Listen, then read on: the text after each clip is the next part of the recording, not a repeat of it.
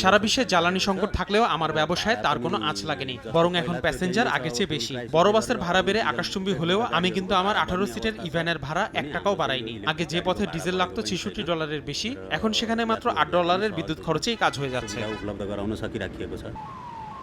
দেশে দেশে যখন তেলের জন্য হাহাকারে বেশিরভাগ গাড়ি চালকদের হতাশা আর আক্ষেপের সুর, তখন নেপালের ইলেকট্রিক মাইক্রোবাস চালক পুরুষোত্তম অধিকারী যেন গায়ে হাওয়া লাগিয়ে চলছেন। জ্বালানির দাম বাড়া নিয়ে কোনো ভ্রুক্ষেপই নেই তার। ইরান যুদ্ধের প্রভাবে নেপালে পেট্রোলের দাম প্রায় দ্বিগুণ হয়েছে, কিন্তু এই সংকট নেপালিদের বিপদে না ফেলে বরং অনেকের জন্যই সুযোগ করে দিয়েছে। যেখানে 1 লিটার তেলের দামে পকেট ফাঁকা হচ্ছে, সেখানে মাত্র $8 ফুল চার্জ দিয়ে 300 কিলোমিটার পাড়ি দিচ্ছেন ড্রাইভাররা। ভাড়া না বাড়ানোই খুশি যাত্রীরাও।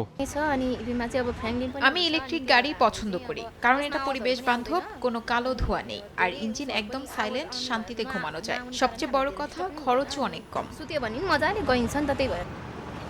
পরিসংখ্যান বলছে গত 1 বছরে নেপালে পেট্রোল চালিত গাড়ির চেয়ে দ্বিগুণ পরিমাণ ইলেকট্রিক গাড়ি আমদানি হয়েছে। কাস্টমস ডিপার্টমেন্টের মতে প্রায় 13,500 ইবি গত 1 বছরে রাস্তায় নেমেছে। চাহিদা এতই বেশি যে ভেঞ্চার মোটরসের মতো শোরুমগুলো এখন গাড়ি ডেলিভারি দিতে হিমশিম খাচ্ছে। স্কুলের বাস থেকে শুরু করে অফিসের ভ্যান সবই এখন চার্জারে চলছে। আমাদের কাছে 16 আসনের একটি বৈদ্যুতিক বাণিজ্যিক ভ্যান রয়েছে, যার রেঞ্জ 400 কিলোমিটার। 70 কিলোওয়াট ঘন্টা ব্যাটারিযুক্ত 16 আসনের এই গাড়িটির চাহিদা এখন অনেক বেশি। আমরা বিপুল সংখ্যক বুকিং পাচ্ছি, তবে এই চাহিদা পূরণ করতে বর্তমানে কিছুটা চ্যালেঞ্জের মুখে পড়ছি।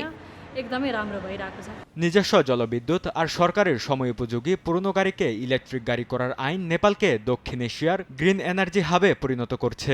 বিশেষজ্ঞরা বলছেন এই গতি বজায় থাকলে নেপাল খুব শীঘ্রই জ্বালানি আমদানির উপর নির্ভরতা শূন্যে নামিয়ে আনতে সক্ষম হবে। বরকতুল্লাহ, সময় সংবাদ।